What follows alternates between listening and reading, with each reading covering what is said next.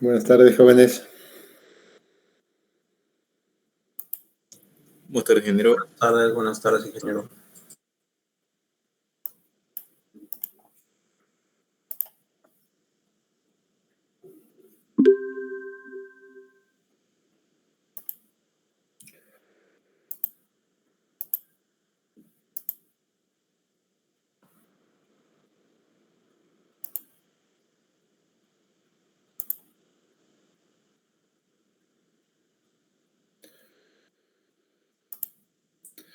Bien, hoy día vamos a empezar a ver el último capítulo del semestre,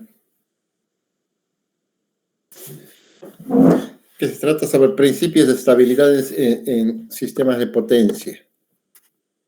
Es un tema muy bonito los temas de estabilidad son sumamente importantes en los sistemas de potencia, porque la pérdida de estabilidad puede ocasionar cortes terribles como el que hemos visto en España, por ejemplo, donde había una pérdida de estabilidad y ha producido un corte en cadena, sacando todas las centrales del sistema hace unos 15 días o 20 días atrás. ¿Qué es la estabilidad?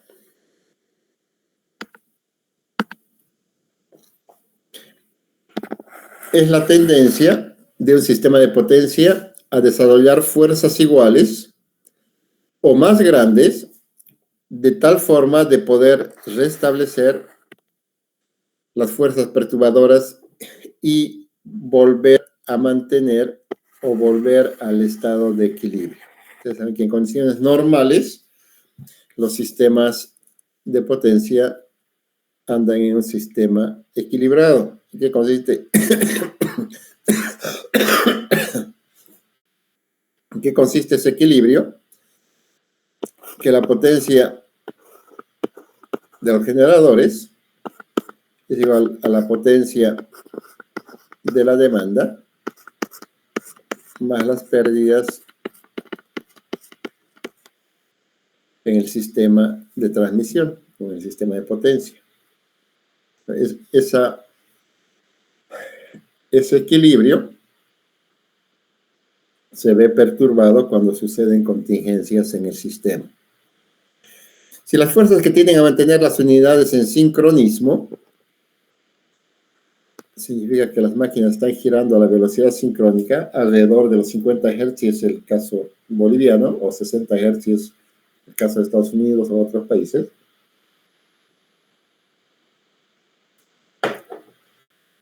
Si las fuerzas que tienden a mantener las unidades en sincronismo unas con otras son suficientes para sobreponerse a las fuerzas perturbadoras, se dice que el sistema permanece estable o que el sistema mantiene sincronismo. ¿Qué significa perder sincronismo? Cuando las máquinas van a empezar a desconectarse una tras otra, cuando dejen de girar a la velocidad sincrónica. Y entonces, ya sea por encima o por debajo, normalmente por debajo de la velocidad sincrónica, entonces hay un límite donde las máquinas pueden operar y por debajo de ese límite las máquinas se van a desconectar automáticamente. Y eso se dice que el sistema está perdiendo sincronismo. En otras palabras, el problema de estabilidad está relacionado con el comportamiento de las máquinas sincrónicas luego de una perturbación.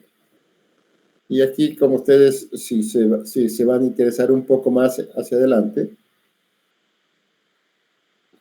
van a ver el efecto que están ocasionando las centrales solares, las centrales eólicas y los sistemas de potencia, porque no aportan a la estabilidad del sistema, porque no son máquinas, equipos rotantes que tienen una inercia determinada, sino son equipos en estado sólido, y por lo tanto, ante las diferentes perturbaciones, su respuesta no es la de seguir y volver al equilibrio, sino que ellas se quedan estáticas, y por lo tanto se están haciendo esfuerzos relativamente grandes para ver cómo se puede solucionar los problemas que los generadores solares y los generadores eólicos están introduciendo en la estabilidad de los sistemas de potencia. Los problemas de estabilidad se dividen en dos categorías. La primera, la estabilidad en estado permanente. Esta mañana, con los que estaban pasando protecciones, hablábamos del límite de estabilidad en estado permanente, cuando estamos hablando de la protección de pérdida de pérdida de excitación. Y la segunda, la estabilidad transitoria. ¿A qué se refiere cuando hablamos de la estabilidad en estado permanente? Se refiere a la habilidad del sistema de potencia para recuperar sincronismo después de perturbaciones pequeñas y lentas. Esto presupone cambios de potencia graduales, ya sea en la generación o sea en la carga. Entonces, hay cambios en la carga, en la demanda, en la carga o en la generación, y el sistema se va acomodando a un nuevo estado de equilibrio para seguir manteniendo la estabilidad. Una extensión de esta estabilidad en estado permanente es la estabilidad dinámica. Se refiere a pequeñas perturbaciones que duran mucho tiempo, que van a ser solucionadas a través de los dispositivos de control automático. El ABR, el regulador automático de voltaje, y el gobernador en lo que son las máquinas, las unidades motrices, ya que sean turbinas de gas, turbinas de vapor, turbinas de agua, etc. Y la estabilidad transitoria se ocupan de los efectos que ocasionan las grandes perturbaciones repentinas, como las ocurrencias de una falla, la interrupción repentina de una línea o la aplicación o eliminación repentina de cargas. Entonces acá habrá un tiempo transitorio en el cual las máquinas motrices deberán hacer algo para recuperar la estabilidad o volver a la condición de equilibrio. Se necesitan estudios de estabilidad transitoria, esta última que estamos hablando, las de grandes perturbaciones, las de fallas, para garantizar que el sistema pueda soportar la condición transitoria después de una perturbación importante. O sea, durante el periodo transitorio, el sistema debe tener la capacidad de soportarla cuando se tiene una perturbación importante. Y estos estudios se llevan a cabo cuando se planifican nuevas instalaciones de generación y transmisión. Entonces, normalmente en casi todas las regulaciones de los países, está si hay algún generador que quiere meter un nuevo generador, una nueva planta al sistema, o una nueva línea al sistema, por norma, por regulación de los países, se deben realizar los estudios de estabilidad para demostrar de que la entrada de estos elementos, ya sea generación o sea línea, no van a afectar negativamente a la estabilidad del sistema. Entonces, estos estudios son útiles ¿para qué? Para determinar el tipo y la naturaleza de protecciones necesario, o sea, qué tipo de protecciones debemos usar cuando estemos tratando de introducir una nueva planta de generación o una nueva línea. El tiempo crítico de apertura de los interruptores automáticos, cuál es el tiempo máximo en el cual deben abrir los interruptores antes de que se pierda sincronismo. Eso, ¿cómo se entiende? Si yo tengo dos sistemas,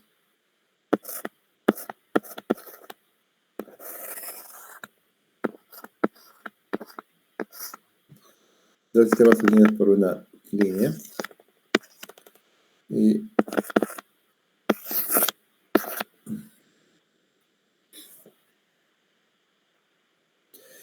entonces supongamos que tengamos una perturbación en la línea. Producto de la perturbación, hay que abrir el sistema, ¿verdad? Y por lo tanto vamos a tener dos sistemas aislados girando independientemente. Entonces, ¿cuál es el tiempo máximo que los dos sistemas pueden estar girando solos antes de que la velocidad varíe? Esto es velocidad, no es voltaje, por si acaso.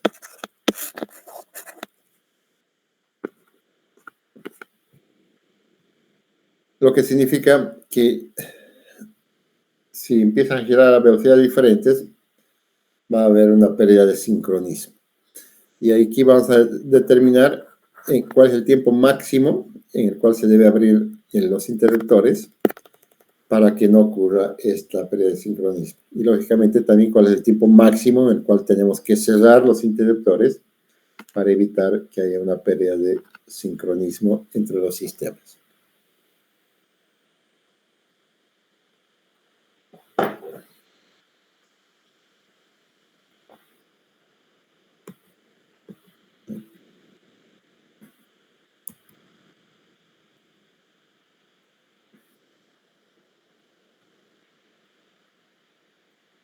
Estamos aquí. Y también se hacen los estudios para determinar los niveles de voltaje y la capacidad de transferencia entre los sistemas. Es decir, a qué niveles de voltaje se van a alcanzar, por debajo o por encima, y cuál es la capacidad de transferencia entre ambos sistemas. La ecuación de oscilación, que es algo básico en el criterio de la estabilidad. En condiciones de funcionamiento normal, la posición relativa del eje del rotor y el eje del campo magnético resultante es fija.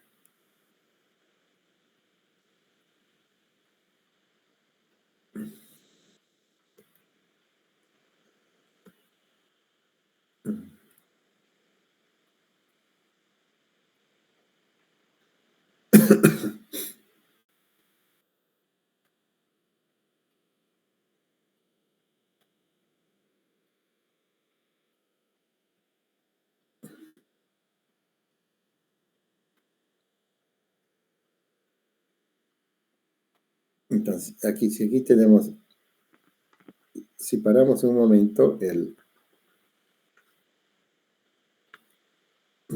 giro del rotor. Inge, disculpe, ¿podría usar otro color ahí para que no se pierda un poco? Es que creo que el amarillo queda un poco camuflado. Ok, me parece bien. Entonces, vamos a ir por partes. En condiciones de funcionamiento normal, la posición relativa del eje del rotor y el eje del campo magnético es fija. Es como si estuviera girando en forma constante con el mismo ángulo de separación. El ángulo entre los dos se conoce como el ángulo de potencia o ángulo de torque.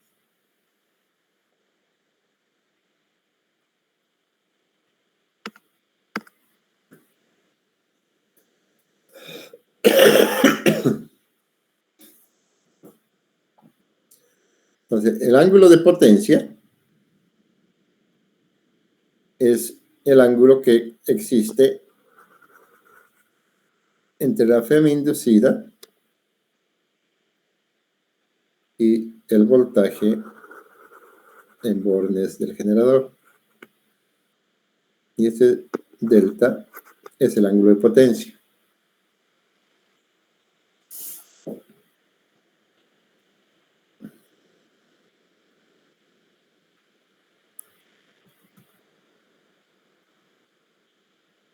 Durante cualquier perturbación, el rotor se va a desacelerar o se va a acelerar. ¿Cuándo se va a desacelerar?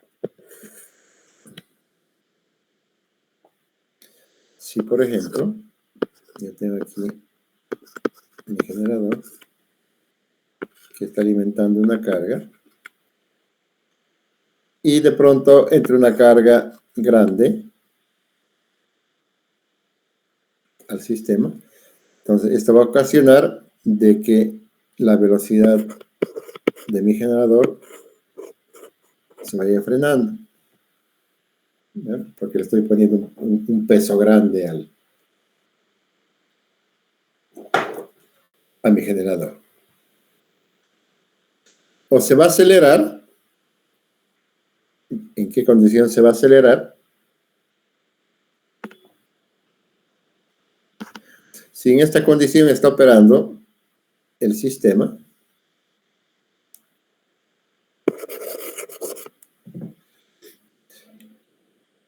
con estas 3 cargas y está girando a velocidad sincrónica y de pronto perdemos esta carga. Entonces, como liberarla de un peso al generador, y el generador va a empezar a girar más rápido. Se va a embalar, ¿no? Porque le quitaste la carga que estaba sosteniendo al generador. Y eso va a dar ocasión a que se va a empezar un movimiento relativo entre los generadores. Entonces, hasta que vuelvan, si aquí yo tengo un generador aquí, un generador en la otra parte, y este baja su velocidad, entonces el otro, para tratar de compensar, va a tratar de subir. Entonces, este va a tratar de subir un poco, este va a tratar de bajar un poco, este va a tratar de bajar otro poco, digamos. Este va a subir otro poco, hasta que vuelvan otra vez a girar a la velocidad nominal. Y este fenómeno se llama de oscilación. Entonces, lo que están haciendo los generadores es que están oscilando entre ellos. La ecuación que describe este movimiento relativo se conoce como la ecuación de oscilación.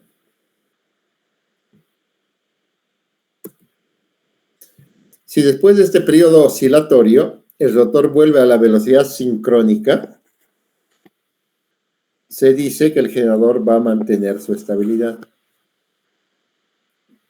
Entonces, después de subir, bajar, subir, bajar y alcanzar otra vez la velocidad sincrónica, se dice que el generador alcanzó o mantiene su estabilidad.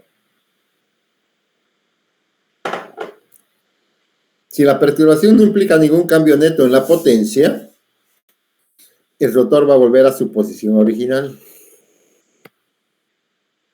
O sea, va a volver al mismo ángulo de potencia que tenía anteriormente. Si no ha habido ningún cambio de potencia en el sistema, todo se mantiene igual, entonces va a volver el generador a tener el mismo ángulo delta, el mismo ángulo de potencia. Si la perturbación se crea por un cambio en la generación, la carga o las condiciones de la red, el rotor llega a un nuevo ángulo de potencia de funcionamiento en relación con el campo giratorio sincrónico. Entonces, si se incrementa la generación o si decrece la generación porque salió un generador, o porque creció la carga o porque decreció la carga, o las condiciones de la red variaron, salió una línea y se quedó fuera de servicio, eso significa que una vez que vuelva a sincronismo el sistema o la máquina, ya no va a llegar al mismo ángulo de potencia que estaba inicialmente, sino va a llegar a un nuevo ángulo de potencia, delta 1, en el cual recupera el sincronismo, pero va a tener un nuevo punto de operación, porque las condiciones de carga o las condiciones de generación o las condiciones del sistema han variado.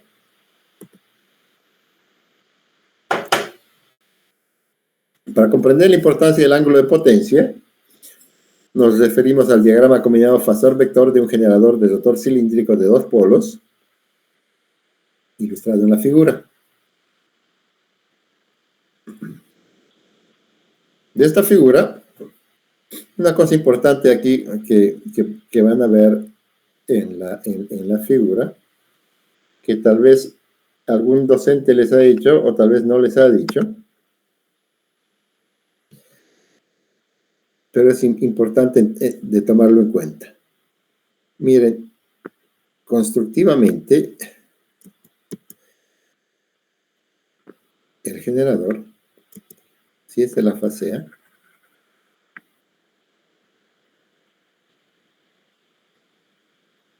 esta es la fase B, esta es la fase C.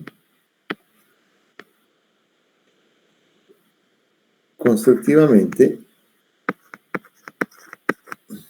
tienen una separación angular entre fase y fase de 120 grados.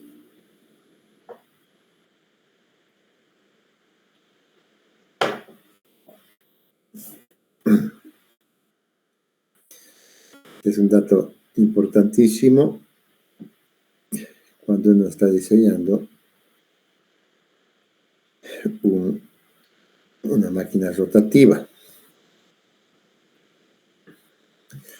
De esta figura vemos que el ángulo de potencia delta R, entonces, que es igual el voltaje, como lo expresamos esto de una forma más fácil, aquí.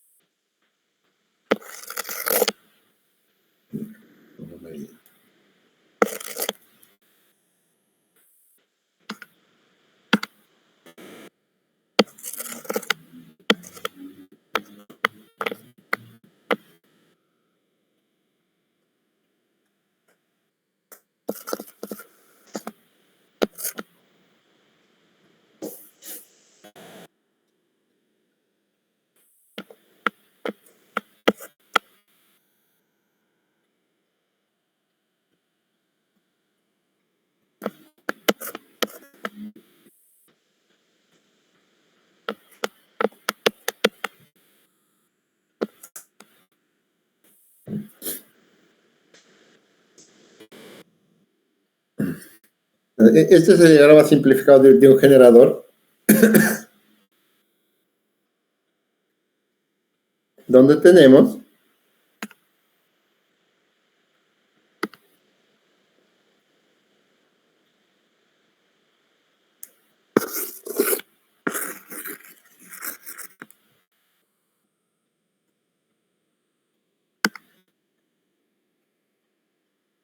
que la FEM inducida,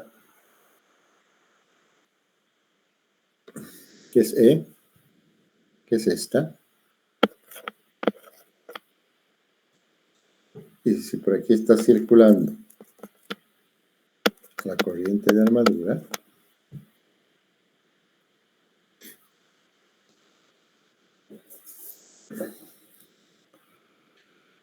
entonces, si vamos desde aquí, desde el voltaje en bornes, vamos a tener que el voltaje en bornes más la caída de tensión en la reactancia de armadura, más la caída de tensión en la resistencia de armadura, nos va a ser igual al voltaje, a la FEM inducida en el generador. Entonces, si tengo aquí el voltaje en bornes,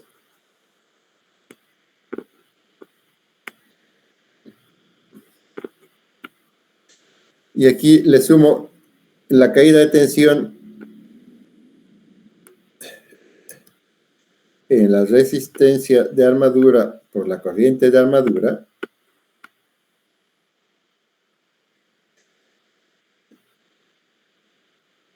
y aquí 90 grados,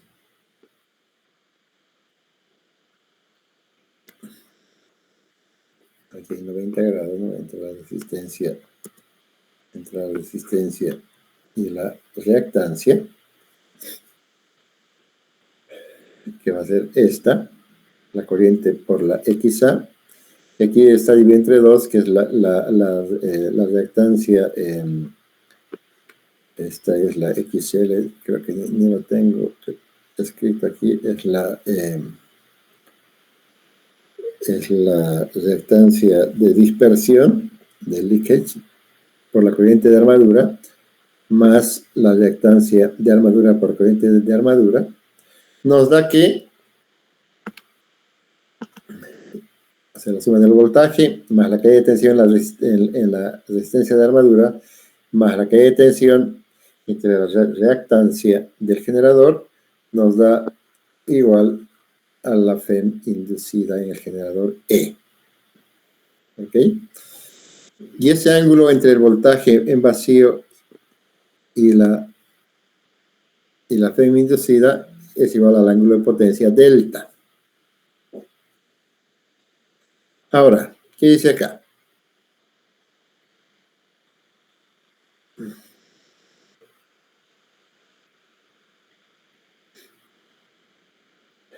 Si yo aquí digo que esta reactancia de dispersión es muy pequeñita, muy despreciable, y entonces aquí voy a tener el voltaje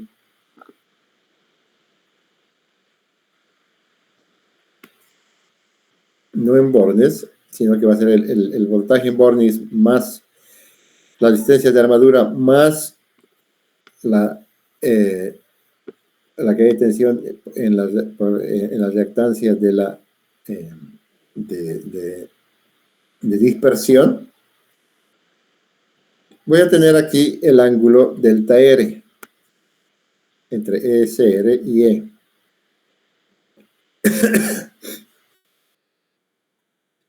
Y entonces, ¿qué dice? Si la resistencia de armadura, que es un valor pequeñito, se desprecia, y el flujo de dispersión, entonces despreciamos este,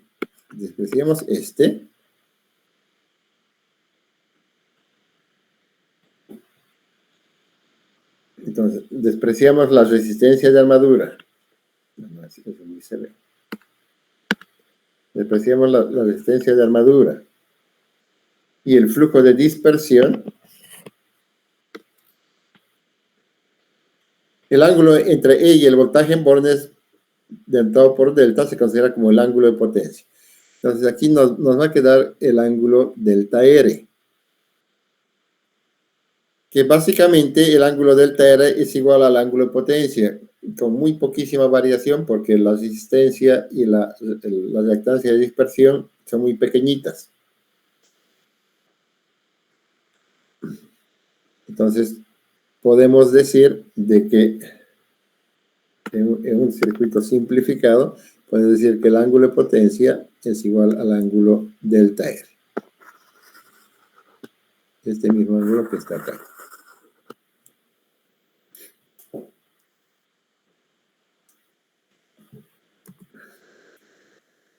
Con esa consideración, considere un generador sincrónico que desarrolla un par electromagnético T, o sea, un torque electromagnético T, y está girando a la velocidad sincrónica WSM.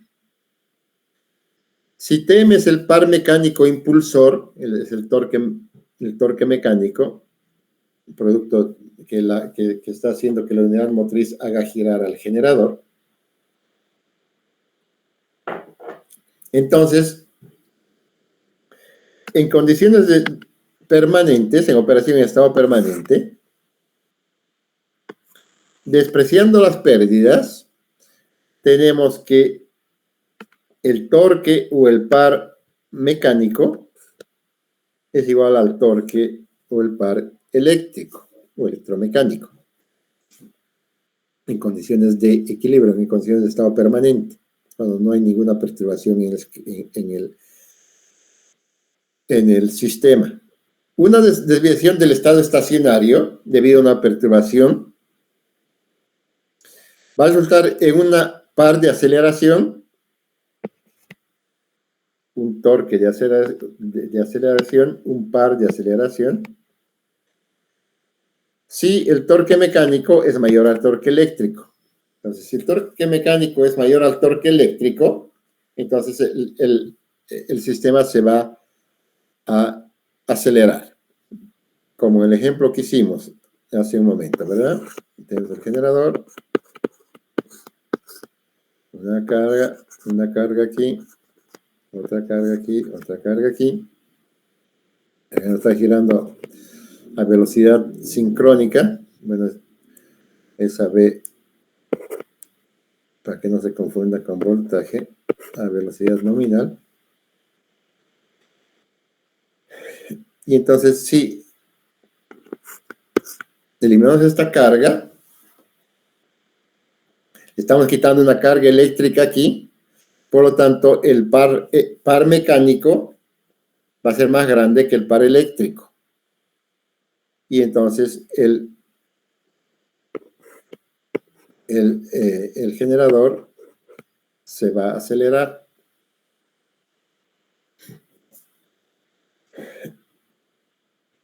Y en caso contrario, cuando el torque eléctrico sea mayor que el torque mecánico, el generador se va a desacelerar.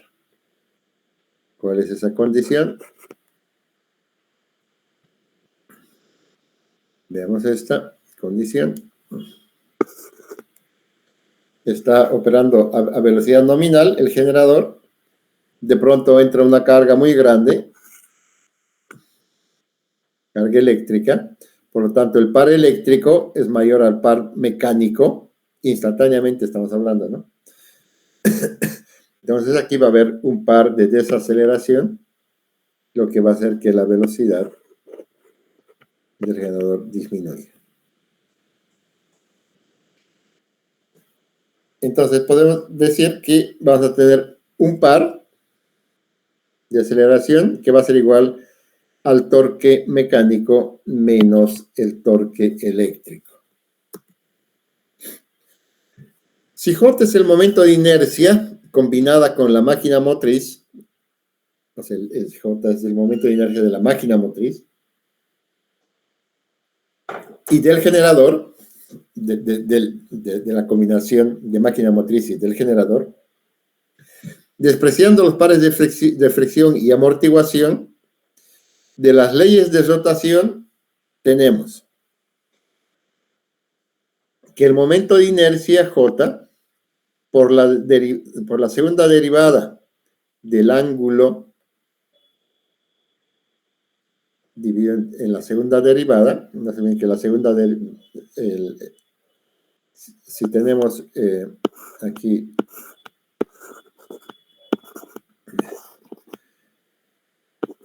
el ángulo θm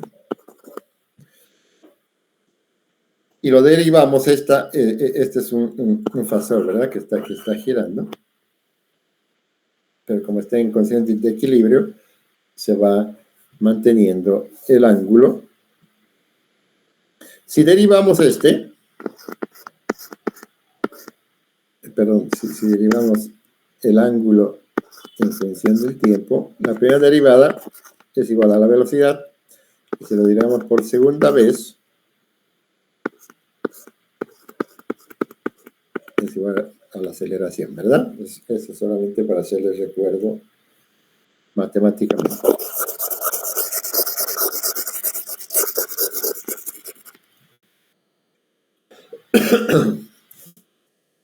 Entonces, tengo que el momento de inercia de la máquina motriz y del generador por la segunda derivada del ángulo θm, que es el desplazamiento angular del rotor con respecto al eje de referencia estacionario del estator. Es el ángulo del rotor con el ángulo del estator, el que van girando así.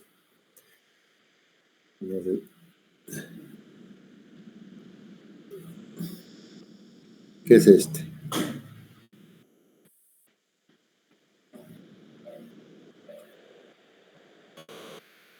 Este ángulo de aquí.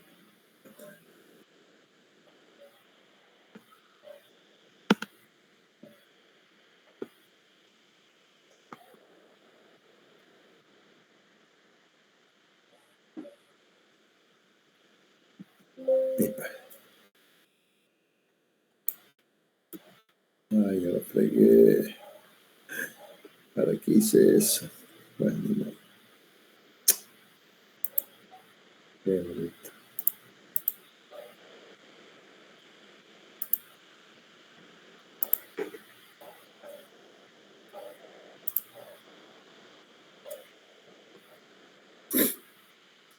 Como estamos interesados en la velocidad del rotor con relación con la velocidad sincrónica, la referencia angular se elige en relación con un marco de referencia giratorio sincrónicamente que se mueve con una velocidad angular constante, que va a ser la velocidad sincrónica.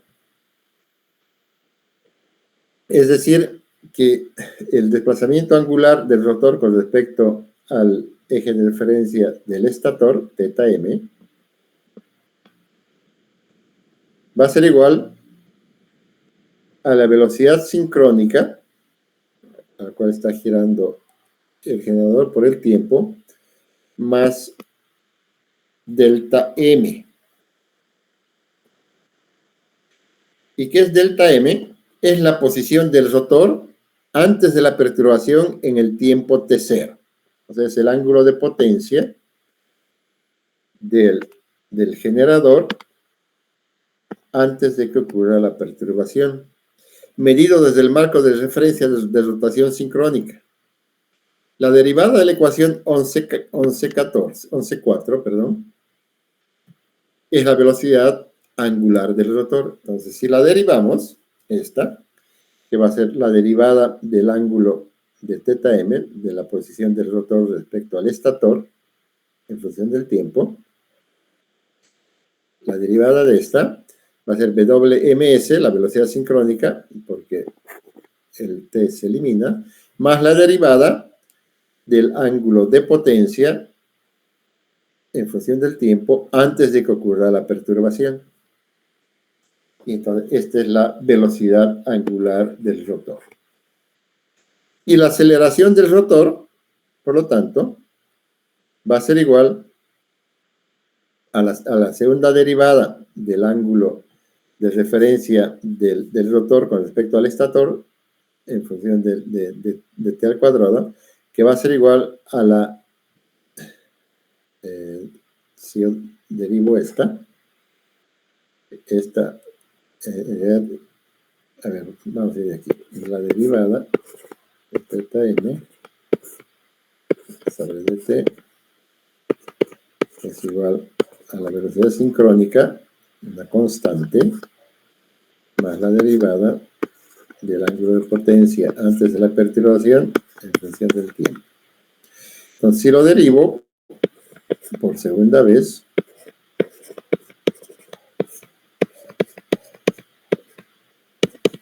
esto se hace 0, y esta va a ser la segunda derivada del ángulo de potencia antes de la perturbación en función de t cuadrado, que es justamente esta ecuación.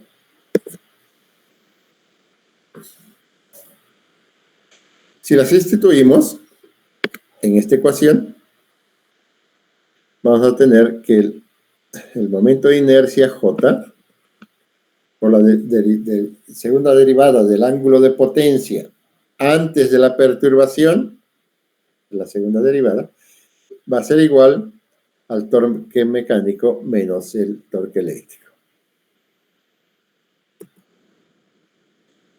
Si multiplicamos la anterior ecuación por la velocidad de rotación del generador, vamos a ver que introducimos WM aquí, WM aquí, WM aquí. Debido a que la velocidad angular por el torque, la velocidad angular por el torque, es igual a la potencia. Perdón, no está. Este es el momento de inercia. La velocidad angular por el torque, esas dos, es igual a la potencia. Describimos la ecuación anterior en términos de potencia. Pero tenemos que el momento de inercia por la velocidad angular, por la segunda derivada del ángulo de potencia antes de la perturbación va a ser igual a ¿qué? A la potencia mecánica menos la potencia eléctrica. Y la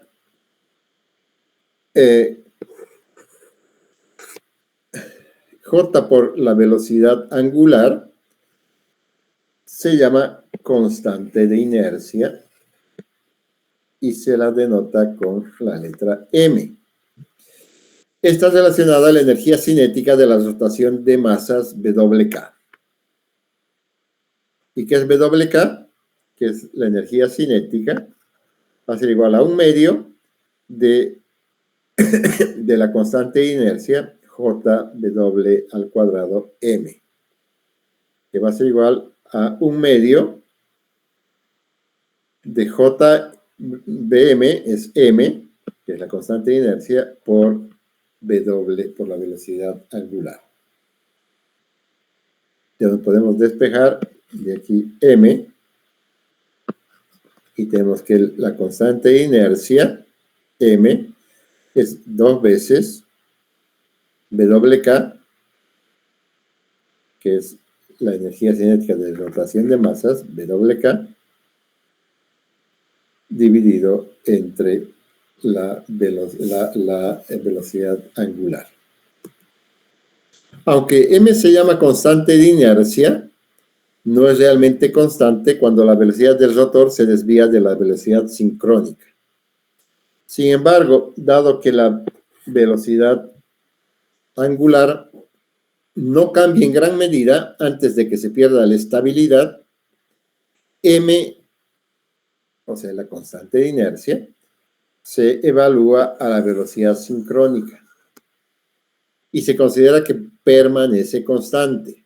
Es decir, que M, la constante de inercia, va a ser igual a 2 veces WK, y WK es la energía cinética de rotación de masas, dividido entre la velocidad sincrónica, que es constante, 50 Hz o 60 Hz. Entonces, con eso, la ecuación de oscilación en términos de la constante de inercia nos va a quedar como M, donde M es la constante de inercia, por la segunda derivada del ángulo de potencia antes de la perturbación, que va a ser igual a la potencia mecánica menos la potencia eléctrica. Es más conveniente escribir la ecuación de oscilación en términos del ángulo de potencia eléctrico, delta, que en términos mecánicos. Por lo tanto, si P es el número de polos de un generador sincrónico, el ángulo de potencia eléctrica, delta, va a estar relacionado con el ángulo de potencia mecánico, delta M, por la siguiente expresión, que el ángulo de potencia eléctrico, delta, va a ser igual al número de polos del generador dividido entre 2, dividido por el ángulo de potencia mecánico delta M. Y también tenemos que la velocidad, por analogía, la velocidad de rotación va a ser igual al número de polos dividido entre 2 por la velocidad de rotación. La ecuación de oscilación en términos del ángulo de potencia eléctrico, entonces, nos va a quedar como 2 dividido entre el número de polos por la constante de inercia, por la segunda derivada del ángulo de potencia, que va a ser igual a la potencia mecánica menos la potencia eléctrica. Dado que el análisis del sistema de potencias se realiza en un sistema por unidad, la ecuación de oscilación generalmente se expresa en datos por unidad. Entonces, la división de 11-16, de la ecuación 11-16, dividida entre la potencia base y la sustitución del momento de inercia M, nos va a dar como resultado, entonces aquí tenemos la ecuación 11-16, que es esta, y la ecuación 11-12, que era el momento de inercia, esa. Si la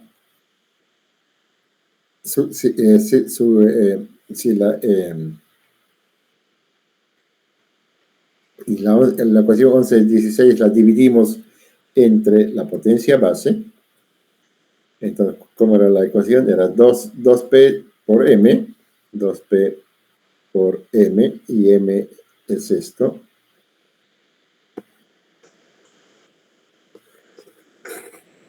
Eso es M.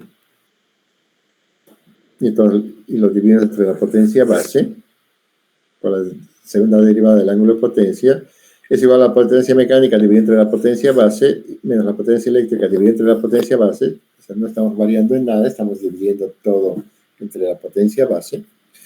Y ahora definimos una cantidad importante conocida como la constante de inercia H. En datos por unidad. ¿Y qué es la constante de inercia? Es la energía cinética en megajoules a la velocidad nominal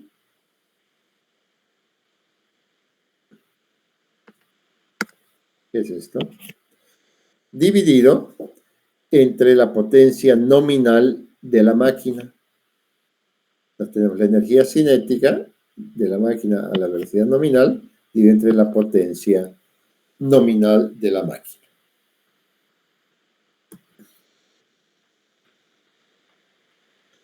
La unidad en la que se mide la constante de inercia, H, es segundos. Y este valor de H varía entre 1 a 10 segundos, dependiendo del tamaño y del tipo de máquina.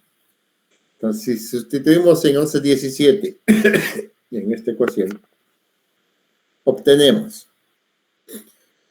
de que 2 sobre P y 2 WK sobre WSM, WK sobre SB es H.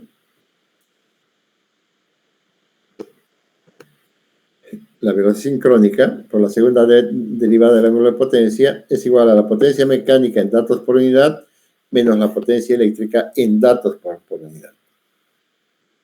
Donde PMPU y PEPU son la potencia mecánica por unidad y la potencia eléctrica por unidad respectivamente.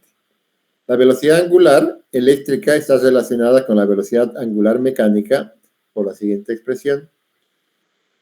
La velocidad angular eléctrica, WSM, es igual a 2 dividido entre P por la velocidad S.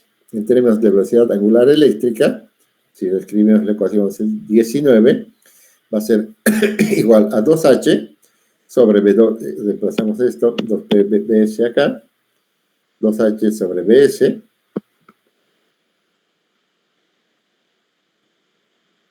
por la segunda derivada del ángulo de potencia, que va a ser igual a la potencia mecánica menos la potencia eléctrica en datos por unidad. En la ecuación anterior, a menudo se expresa en términos de frecuencia, F0, y para simplificar la notación se omite el subíndice PU, y se entiende que las potencias están en datos por unidad. Entonces, si transformamos la velocidad de rotación, que es igual a 2πf, ¿verdad? WS es igual a 2πf. Entonces, este 2 se va a ir con este 2 y nos va a quedar H dividido entre pi, H dividido entre pi por la frecuencia del sistema, por la segunda derivada del ángulo de potencia, que es igual a la potencia mecánica menos la potencia eléctrica, que, como ya hemos dicho, para simplificar, están en datos por unidad. Ya no lo escribimos. Y el ángulo delta, como ya estamos hablando en temas eléctricos, ya no en temas mecánicos, está en radianes eléctricos. Si delta se expresa en grados eléctricos, la ecuación de oscilación se va a convertir y convertimos de radianes a grados, sabemos que pi es igual a 180, o 2pi es igual a 180, mejor dicho. H sobre 180 por la frecuencia del sistema, que va a ser igual a por la segunda derivada del ángulo de potencia, es igual a la potencia mecánica menos la potencia eléctrica. La representación de la máquina sincrónica durante condiciones transitorias se discutió en el capítulo 8, cuando estamos hablando de cortocircuitos. La máquina de rotor cilíndrico se modeló con una fuente de voltaje constante detrás de las 3 reactancias adecuadas, que pueden ser la reactancia subtransitoria de eje directo, la reactancia transitoria de eje directo y la reactancia sincrónica de eje directo. El modelo más simple para el análisis de estabilidad es el modelo clásico, donde se ignora la saliencia de la máquina, o sea, no consideramos un rotor de polos salientes. Y la máquina está representada por un voltaje E' detrás de la reactancia transitoria de eje directo X'(D).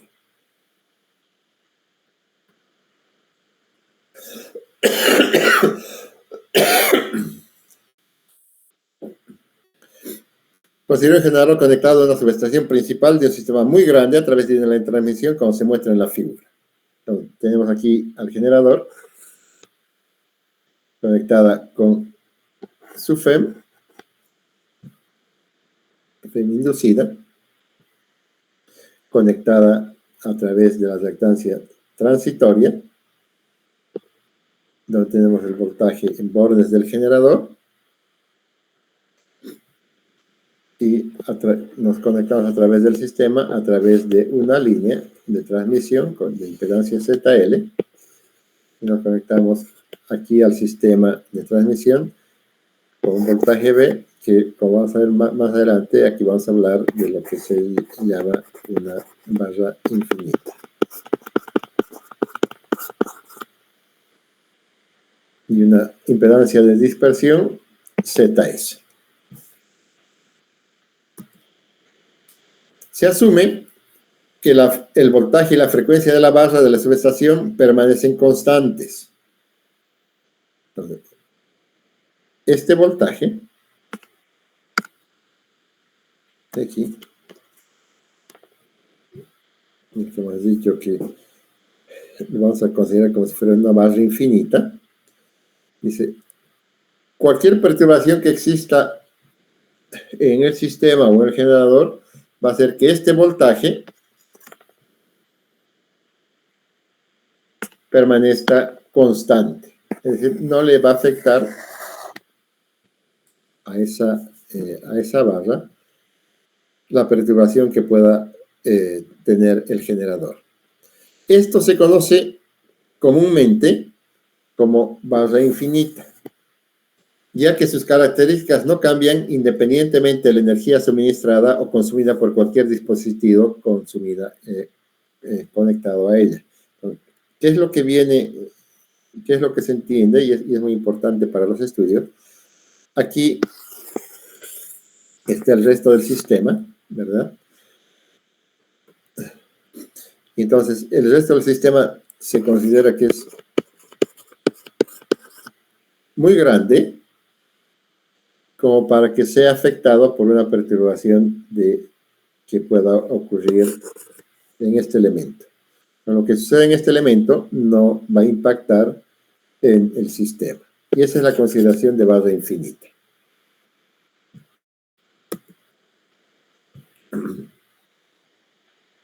El generador está representado por un voltaje constante detrás de las reactancias transitorias de eje directo X'(D). El nodo que representa el voltaje terminal del generador, BG, este es el voltaje en borde del generador,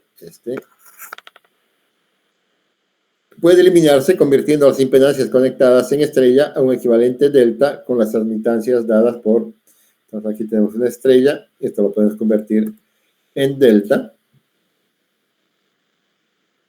Entonces, si se fijan, aquí tenemos una estrella. Esto de aquí, aquí y aquí. Y esto lo podemos convertir en una delta.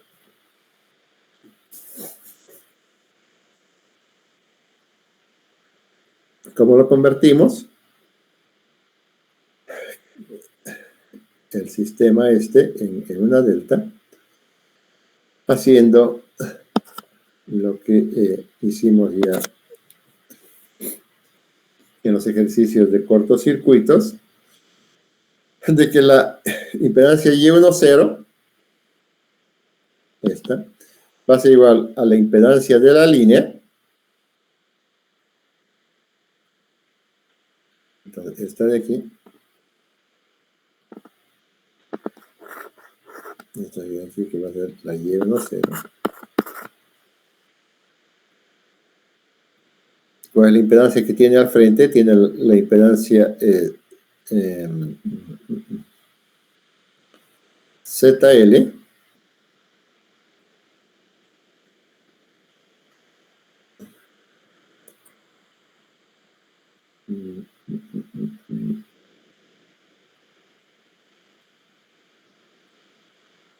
dividido entre la sumatoria de todas las impedancias XD por ZL y X' de XS. A ver por qué está así.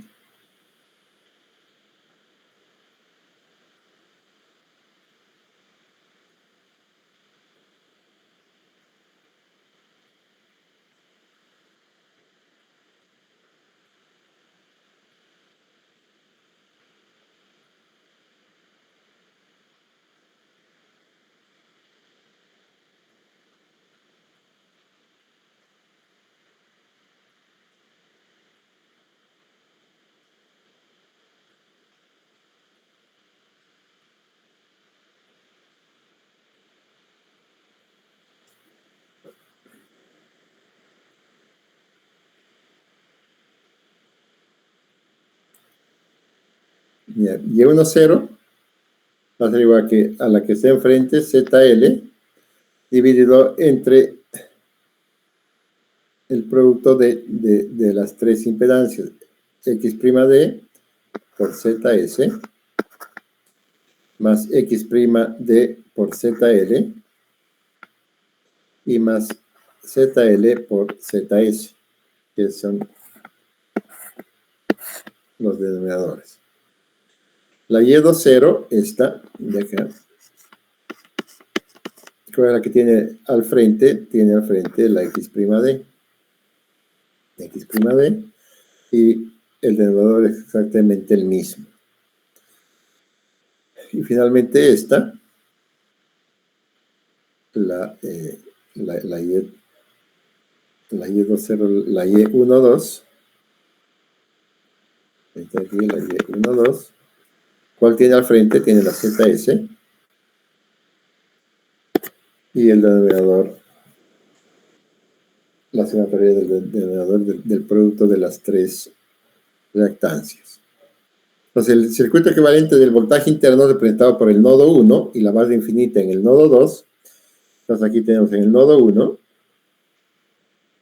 tenemos la FEM inducida. En el nodo 2 tenemos la barra infinita, con sus ecuaciones representadas por la línea, Y1, 2, y sus admitancias propias en cada una de las barras 1 y de la barra 2. Entonces, el circuito equivalente de una máquina conectada a una barra infinita va a ser igual a que, aquí tenemos que la corriente I1, esta, se va a dividir en que, en una corriente que va por aquí y otra corriente que viene por acá, ¿verdad? Entonces, ¿cuál es la corriente?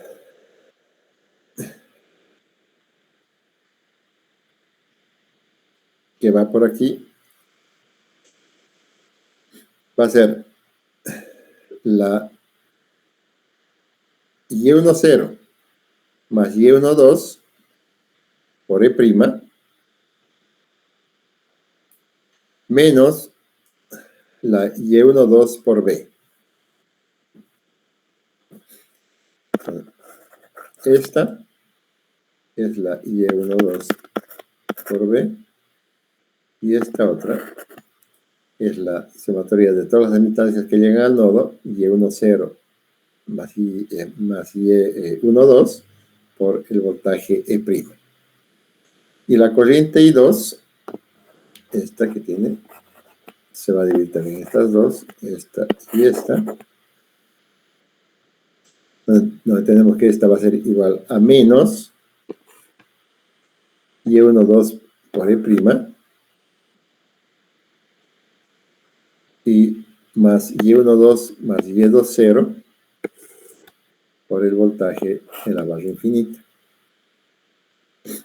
Las ecuaciones de arriba se pueden escribir en términos de la matriz de admitancia de la siguiente forma. Entonces, si esto lo transformo en matrices, voy a tener que la matriz de las corrientes, I1 y I2, es igual a la matriz de las admitancias, I11, I12, I21, I22, que multiplican a la matriz de los voltajes, de la FEM inducida y del voltaje en la barra infinita.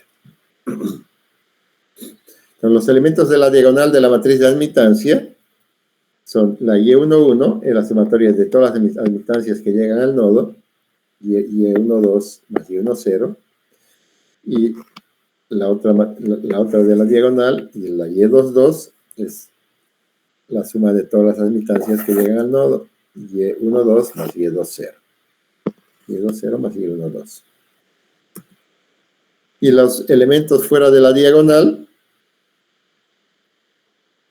son Y12, que va a ser igual a Y21, que va a ser a menos Y12. Que van a ser a los elementos que conectan las barras. Entonces, expresando la potencia real en coordenadas polares, tenemos que la potencia eléctrica va a ser igual a la parte real de la FEM inducida, E', aquí, por la corriente conjugada I1. Entonces, si esta reescribo, ¿cuál es la corriente I1? Es esta. Conjugada. Va a ser la parte real, va a ser la magnitud de la FEM inducida E', con su ángulo de potencia delta, que multiplica a Y11, que es igual a esto, por el coseno del ángulo θ 11 más, ahora estamos aquí, ¿no? Por Y11, por el ángulo de menos θ 11, que multiplica a la magnitud E' del ángulo de menos θ, por el conjugado,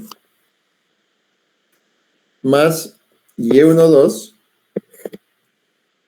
con el ángulo de menos θ 12, que multiplica al voltaje con ángulo 0 de la barra infinita. Entonces, si operamos esta, vamos a tener que la magnitud de la FEM inducida al cuadrado, porque es al cuadrado, por el elemento de la matriz Y11 de la diagonal, por el coseno del ángulo de θ 11, más la magnitud de la FEM inducida por la magnitud del voltaje en la barra infinita, por la admitancia Y12, por el coseno del ángulo de potencia menos el ángulo θ 12. La ecuación del flujo de potencia dada por la ecuación 625, que es esta, que la potencia en la barra I, la potencia activa en la barra I más la potencia reactiva en la barra I, es igual al voltaje en la barra I por la corriente conjugada en la barra I. La ecuación de flujo de potencia dada por 625 cuando se aplica al sistema de potencia anterior de dos barras da como resultado la misma expresión 1126. En la mayoría de los sistemas, ZL y ZS son predominantemente inductivos. O sea, la impedancia de la línea y la impedancia de la fuente son predominantemente inductivos. Si se desprecian todas las resistencias, estamos diciendo que la resistencia es muy pequeñita en comparación con la reactancia. Eso significa que el ángulo θ11 va a ser igual al ángulo θ12 y va a ser igual a 90 grados. Porque no estoy diciendo que R más JX, si esto es a 0, lógicamente de aquí voy a tener que el ángulo es 90 grados. Y E12 es igual a B12 y va a ser 1 dividido entre la reactancia 1,2 y obtenemos una expresión simplificada para la potencia, que va a ser igual que la potencia eléctrica va a ser igual a la magnitud de la fe inducida por el voltaje en bornes del generador, o en la barra infinita, por B12, por la magnitud de B12, por el coseno del ángulo de potencia menos 90 grados. Entonces, esta la puedo escribir que la potencia eléctrica es igual a la multiplicación del voltaje de la FEM inducida, E', por el voltaje en la barra infinita, la magnitud del voltaje en la barra infinita, dividido esta B12, hemos dicho que es igual a la reactancia entre 1 y 2, a la reactancia entre el punto 1 y la barra 1 y la barra 2. Coseno de delta menos 90 es igual al seno de delta. Y entonces esta es nuestra ecuación de oscilación. Esta es la forma más simple de la ecuación de flujo de potencia y es básica para comprender todos los problemas de estabilidad. Entonces, para nosotros esta es nuestra ecuación fundamental. Llegar a este punto nos ha tomado un montón de consideraciones para llegar a una ecuación que ya la conocíamos. La relación de esta ecuación de estabilidad muestra que la potencia transmitida depende de la reactancia de transferencia. Entonces, que esta ecuación, que la potencia que vamos a transmitir depende de la reactancia de transferencia y del ángulo entre los dos voltajes.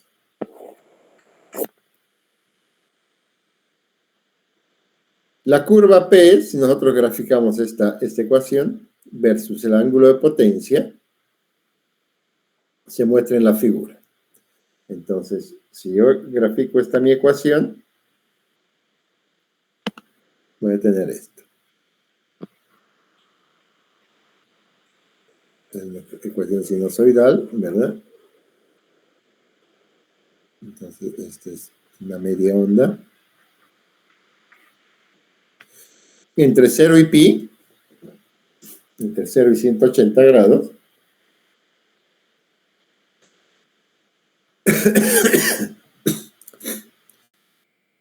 luego tenemos, si nuestro generador está operando en ese punto, y es un punto de equilibrio donde la potencia eléctrica es igual a la potencia mecánica, y este es su ángulo de potencia del generador, que va a ser delta 0. Y lógicamente el generador nos va dar una potencia máxima cuando el ángulo delta sea igual a 90 grados, porque el seno de 90 es 1. Entonces vamos a tener que el seno de 90 es 1, vamos a tener que la potencia eléctrica es igual a E' por B dividido entre X1 y 2. Y justamente es este punto. El aumento gradual de la potencia de salida del generador es posible hasta que se transfiera la potencia eléctrica máxima. Esta potencia máxima se conoce como límite de estabilidad en estado permanente y se produce con un desplazamiento angular de 90 grados. Entonces, este punto de aquí, cuando delta es igual a 90 grados, donde tenemos el valor de la potencia máxima, es lo que se conoce como límite de estabilidad en estado permanente, que va a ser esa expresión. Si se intentara avanzar delta más aumentando aún más la entrada del eje, la salida de energía eléctrica va a disminuir desde el punto P máximo. Entonces, si quiero aumentar más,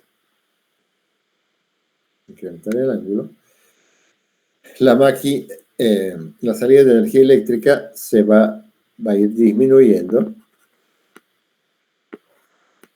¿verdad?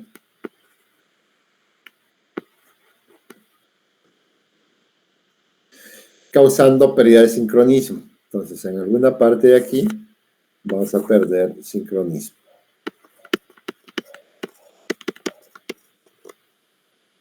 Con la barra infinita.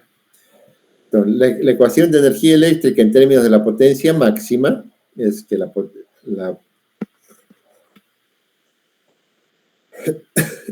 potencia eléctrica es igual a la potencia máxima, que es igual a esto, por el seno del ángulo de potencia. Cuando un generador sufre un cortocircuito repentino, la corriente en el periodo transitorio está limitada por su reactancia transitoria X'(D). Por lo tanto,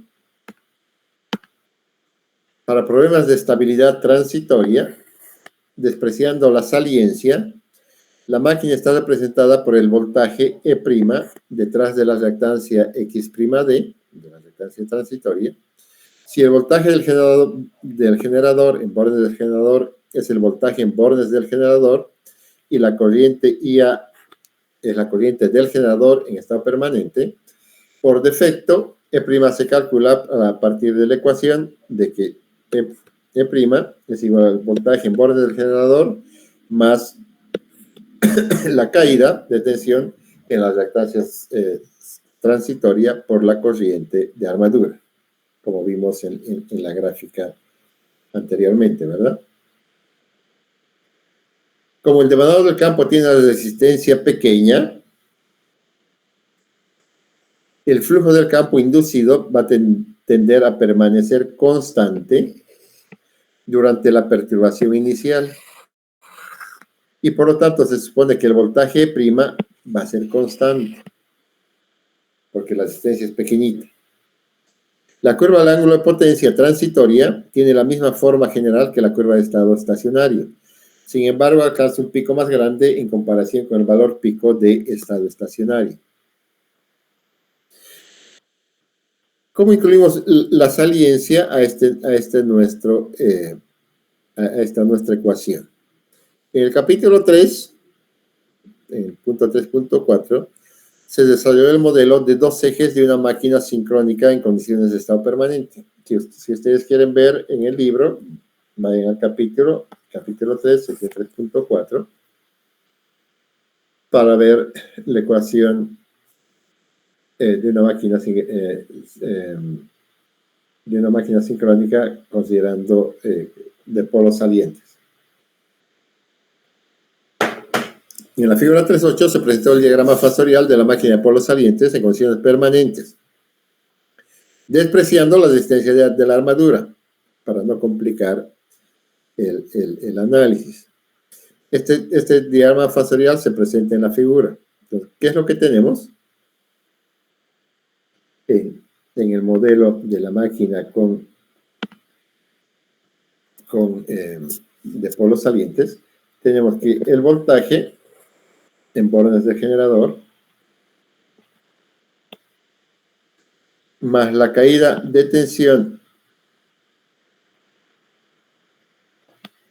de la reactancia de eje directo por la corriente del generador,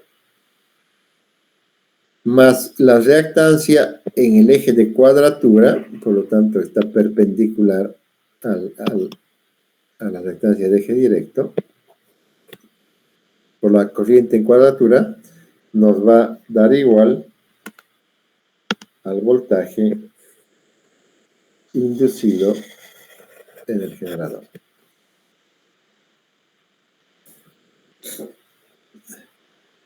Entonces aquí tenemos las corrientes, la corriente en cuadratura, y aquí tenemos la corriente directa. Y esta es la corriente resultante, de IQ más ID es igual a IA. La ecuación del ángulo de potencia fue dada por 3.32. Esta ecuación presentada en datos por unidad es la siguiente, de que la potencia eléctrica para una máquina de polos salientes es que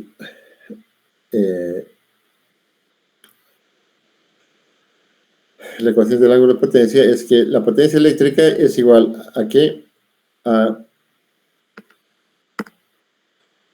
la FEM inducida, la magnitud de la FEM inducida por el voltaje en borde del generador dividido entre la reactancia de eje directo por el seno del ángulo de potencia, que es muy similar a nuestra ecuación anterior que hemos visto, más el efecto de la saliencia.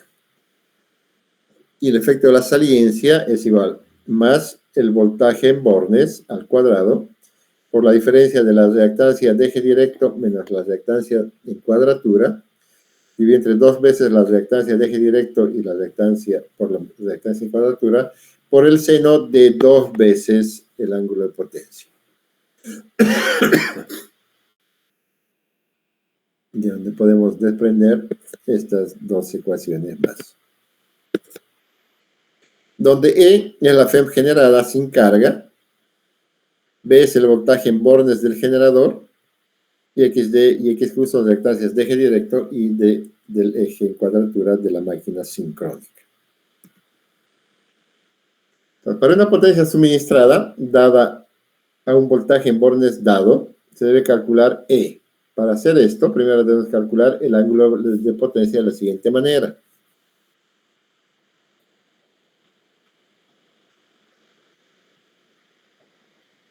Entonces, si tenemos que la máquina está girando a una potencia determinada y tenemos el voltaje en bornes de la máquina determinado, ¿cómo calcular el valor de E en una máquina de polos salientes?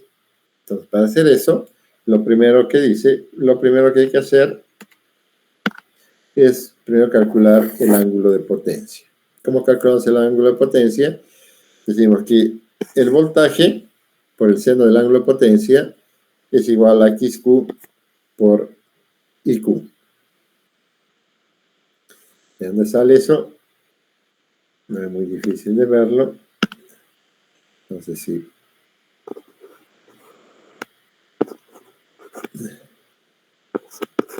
Entonces, XQ.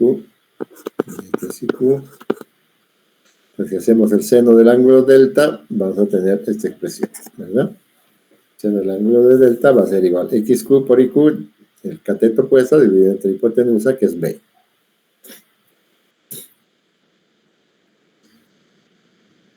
Y XQ podemos ir poniéndolo en función de IA, usando esta regla trigonométrica del ángulo delta más teta más delta. Teta es el factor de potencia del generador. y delta es el ángulo de potencia. Entonces tenemos que la magnitud de voltaje en valores del generador por el seno del ángulo de potencia va a ser igual a la reactancia en cuadratura por la corriente de armadura, que multiplica, hacemos aquí un poco de trigonometría, coseno de alfa por coseno de teta, menos el seno de alfa por el seno de teta. Despejamos de aquí, o lo dividimos, entre el coseno de teta, aquí dividimos entre el coseno de delta, aquí dividimos entre el coseno de delta, aquí dividimos entre el coseno de delta.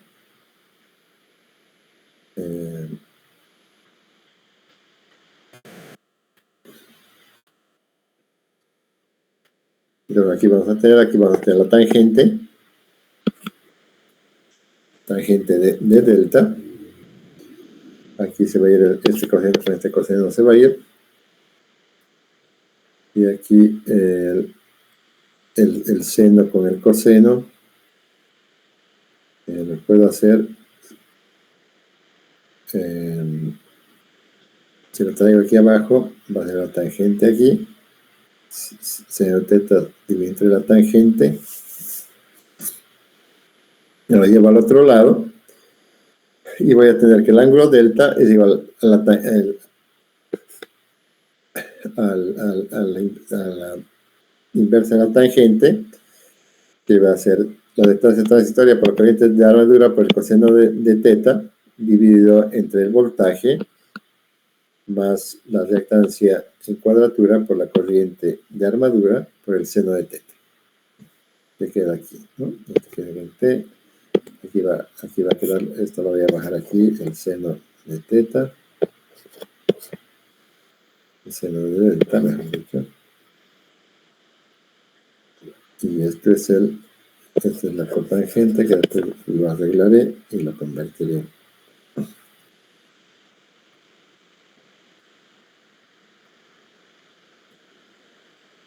El seno, no, pues soy burro, ¿no?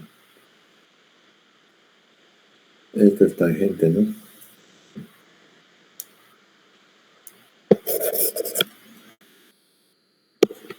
Esto es tangente de delta. Tengo aquí tangente de delta, esto multiplico aquí, llevo al otro lado, factorizo tangente de delta, y me va a quedar esto, el voltaje aquí, y en este otro lado me va a quedar xq por IA por el seno de teta. Que voy al denominador, y en el numerador voy a tener esto. Voy a tener esta expresión xq por IA por el coseno de teta, porque esto se eliminará. Ok, está claro. Entonces calculo el ángulo de potencia inicial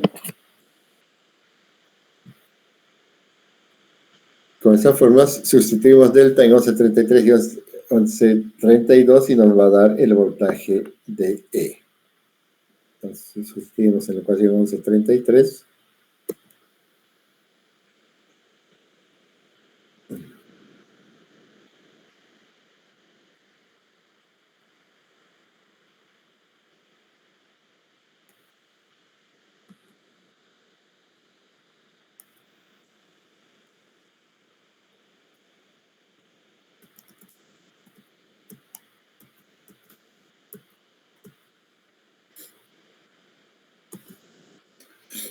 Una extensión lógica del modelo sería incluir el efecto de la saliencia transitoria. Dado que los circuitos de la máquina son en gran parte inductivos, los flujos inducidos tienen a permanecer constantes durante las primeras partes del periodo transitorio. Durante el periodo transitorio, la reactancia transitoria del eje directo es X'D. Como el campo está en el eje de cuadratura, X'Q, la reactancia transitoria del eje en cuadratura permanece igual que XQ. El diagrama factorial en condición transitoria se muestra en la figura. Esta que ya la vimos. Siguiendo el procedimiento en la sección 3.4, la ecuación del ángulo de potencia transitoria expresada en datos por unidad se convierte en esta que ya la vimos. No estamos repitiendo lo mismo. No. Esta ecuación representa el comportamiento aproximado de la máquina sincrónica durante la primera parte del periodo transitorio. Ahora tenemos que determinar la ecuación E'Q. De liga más fácil de la figura, tenemos que E'Q es igual al voltaje por el coseno de delta, que va a ser esta. Esto. Voltaje por el coseno de delta, más esta otra parte, que es X'D por ID. O si lo operamos, la magnitud de Q va a ser el voltaje por el coseno de delta, más X'D por la corriente de armadura, por el seno de ángulo más delta. Que lo que está haciendo es colocarle en función, en lugar de colocar en función de la corriente de eje directo, la está colocando en función de la corriente IA. De 1132 se encuentra que la corriente IA por el seno del ángulo de delta más teta es igual al voltaje, a la Feynman inducida, menos el voltaje en bornes por el coseno de delta sobre la reactancia transitoria. Y si sustituyen la ecuación de arriba, vamos a tener que la magnitud de E'Q, esta, va a ser igual a la reactancia transitoria de eje directo por el voltaje E, para la Feynman inducida, más X'D menos X'D, la reactancia sincrónica menos la reactancia transitoria, por el voltaje por el coseno del ángulo de potencia sobre la reactancia sincrónica. El voltaje de excitación prefalla y el ángulo de potencia se calculan de 1132 y 1133. En esta sección se presentaron dos modelos simples para máquinas síncronas de rotor cilíndrico y rotor saliente. La elección del modelo para una situación dada debe en general depender del tipo de estudio que se realice, así como los datos disponibles. Aunque estos modelos son útiles para muchos estudios de estabilidad, no son adecuados para muchas situaciones. Los modelos más precisos deben incluir los efectos de los diversos circuitos del rotor. Entonces, veamos el ejemplo. Considere una máquina sincrónica caracterizada por los siguientes parámetros.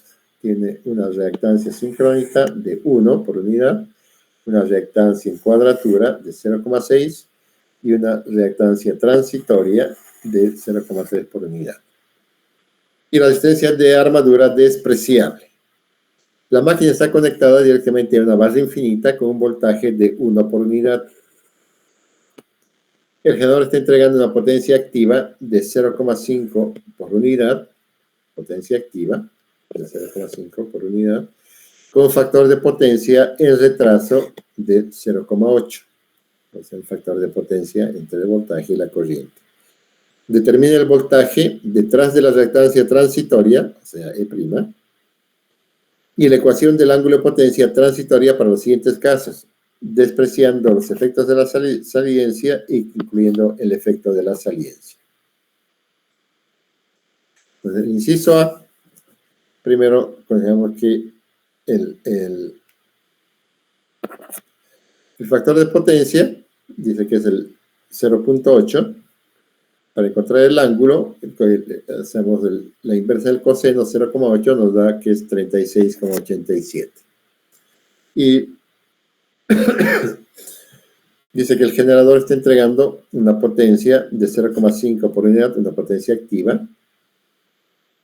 Y por lo tanto, para calcular su potencia aparente, tenemos la potencia activa dividido entre el factor de potencia con el ángulo que hemos encontrado del factor de potencia 36,87.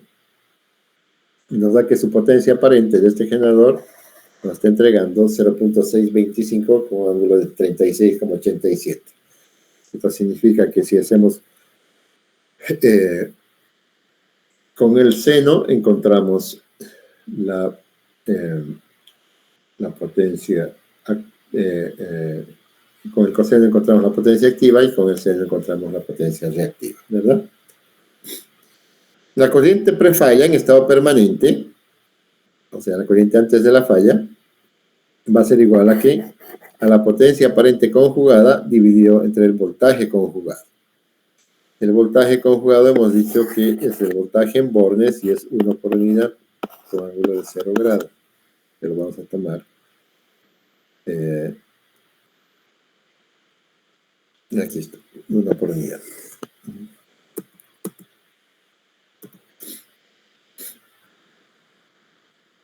Entonces va a ser 0,0625, y como es la potencia conjugada, con ángulo de menos 36,87. Solamente cambia el valor del ángulo. Despreciando la saliencia, el voltaje detrás de X'(D), entonces, ¿cuál es nuestro modelo aquí? Es este. E', B, y este es X'(D), ¿verdad? Entonces, tenemos, despreciando la saliencia, tenemos que E' es igual al voltaje en bornes, más la caída de tensión, por aquí viene la corriente de armadura, esta IA, más la caída de tensión de IA por X'(D). Entonces emplazamos el voltaje B es igual a 1 por unidad, X'(D), X'(D) es 0,3 por la corriente IA, que es esta. Operamos y nos da que el voltaje en bornes es 1.12 con ángulo de 7.679. Entonces la curva del ángulo de potencia transitoria está dada ¿por qué? Por la potencia eléctrica es igual a la magnitud de E' por el voltaje en bornes y entre la reactancia transitoria por ser el ángulo delta. E', magnitud 1.1226, B, la magnitud 1, X'(D) 0,3, y vamos a tener entonces que la potencia eléctrica es igual a 3.7419 por el seno del ángulo de potencia. Si consideramos el efecto de la saliencia, hemos dicho que lo primero que hay que hacer es calcular el ángulo de potencia en estado permanente. Entonces el ángulo de potencia es igual al arco tangente de XQ por toda la expresión que hemos visto. XQ hemos visto que es 0,6, XQ 0,6 y XD 1. XQ 0,6, el valor de la magnitud de la corriente 0.625 por el coseno phi 0,8, dividido entre el voltaje en bornes 1 más XQ 0,6 por la magnitud de la corriente 0.625 por el seno del ángulo de potencia, que es 36,87, que nos va a dar 0,6. Coseno 0,8 de 36,87 y el seno de 36,87 es 0,6. El voltaje de excitación E' en estado permanente, dada por 1132, es, entonces el voltaje es igual al voltaje en bornes 1 por el coseno del ángulo delta lo encontramos que era 13.7608, más X'(D), XD es 1 por la magnitud de la corriente 0.625 por el seno del ángulo de delta 13,76 más el ángulo de potencia, el ángulo del coseno phi 36,87, y nos da que E, el voltaje de excitación, es 1.4545. El voltaje transitorio, encontramos nuestra ecuación S35, va a ser la magnitud de Q. Responde esta ecuación, X'(D) por E más XD menos XD' por voltaje coseno phi. Reemplazamos X'(D) 0,3, el voltaje de excitación 1.4545, más x' de 1 menos x, la reactancia transitoria de eje directo 0,3 por el voltaje en bornes 1 por el coseno del ángulo delta 13.7608 dividido entre xd, que es 1. Y nos da que la magnitud de prima Q es 1.1162. Entonces, de 1134, está nuestra ecuación que considera la saliencia. Reemplazamos, donde tenemos que prima Q es 1.1162 por el voltaje en bornes por 1, dividido entre x' de 0,3 por el seno del ángulo del ángulo de potencia, más el voltaje en bornes al cuadrado, 1 al cuadrado, que multiplica a la resta de x' menos xq. X'd menos xq dividido entre 2 por x'd, 2 por x'd por xq 0,6 por el seno de 2 veces el ángulo de potencia. Entonces, si operamos, nos va a dar que esta es nuestra ecuación de oscilación, la que la potencia eléctrica, considerando la saliencia, es 3.7208 seno de alfa menos 0.8333 seno de 2 alfa. Usando MATLAB, las ecuaciones del ángulo de potencia obtenidas en A y B se trazan como se muestra en la figura. Utilizamos la función Pmax, K igual a máximo, para encontrar la potencia máxima. En el caso B, se encuentra que la potencia máxima es 4.032, que se produce en el ángulo delta K 110.01. El coeficiente de seno 2 alfa es relativamente pequeño y xd es menor que xq y es negativo.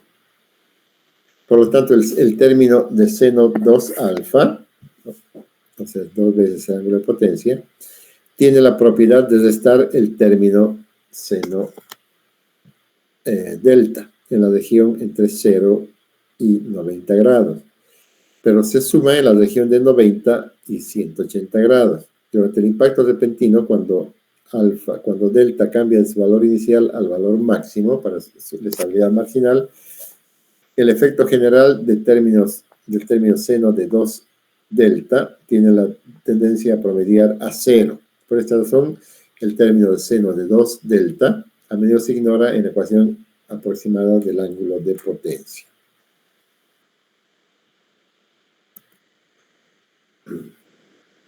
Entonces, al final tenemos para el inciso A, tenemos esta función,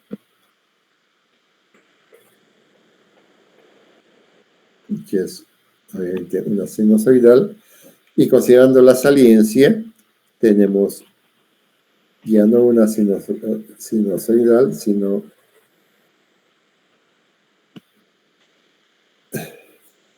una función un tanto desplazada hacia la derecha,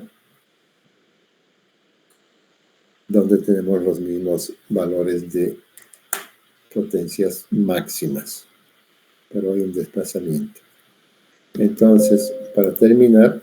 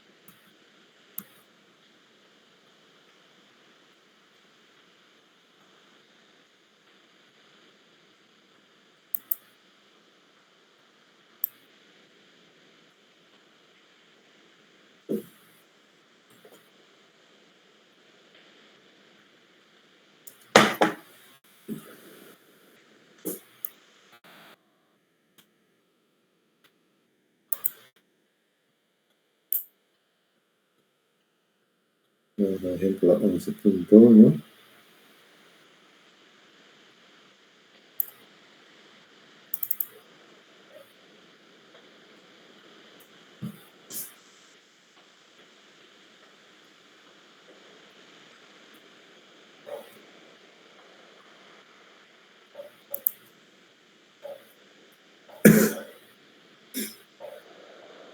Repleta de imagen. Entonces aquí están todos nuestros datos. Voltaje del borde del generador, la reactancia sincrónica, la reactancia transitoria, eje directo, la reactancia en cuadratura, el factor de potencia, 0,8, la potencia aparente, el cálculo que hemos hecho, el cálculo de la corriente y los cálculos de del voltaje en vacío o de la FM inducida, considerando la saliencia y despreciando la saliencia y considerando la saliencia, usando las mismas fórmulas que hemos usado, pero aquí le dice que grafique. ¿No la corremos?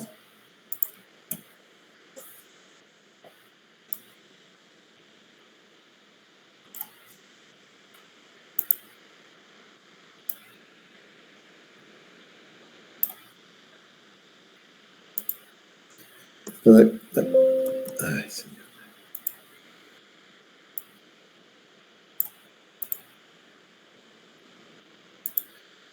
Aquí tenemos los datos de la potencia aparente, los datos de la corriente de armadura,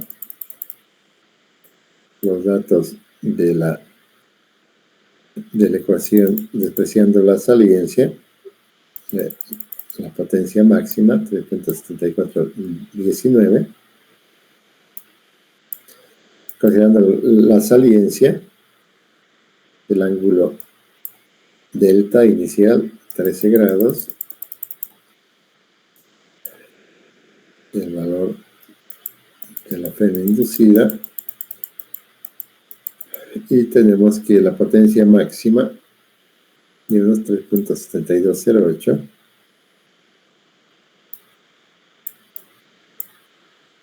y con ángulo máximo de 110 grados. Así vemos la gráfica.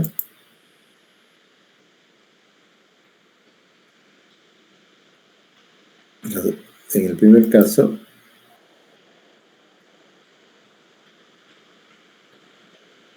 la potencia máxima, 3.74 más o menos. Ahí.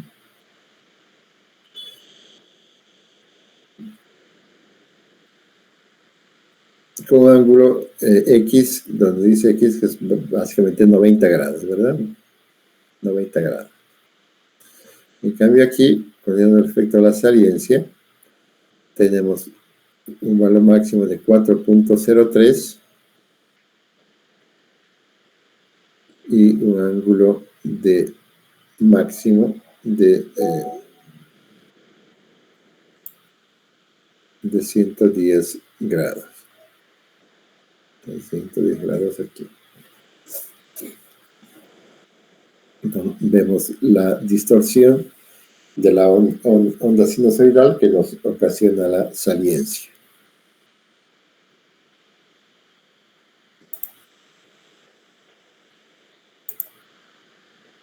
Ok, muchachos, entonces aquí quedamos por hoy. Y nos vemos el lunes a las 6 de la tarde. ¿Entendí, ingeniero?